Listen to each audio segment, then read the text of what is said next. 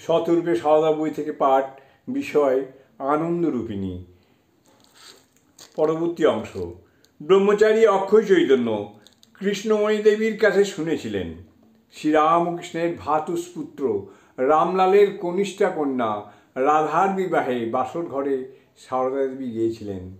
রাধা শ্যাম একাসনে সেজেছে ভালো, রাই আমাদের হেমবরণী, শ্যাম চিকন কালো।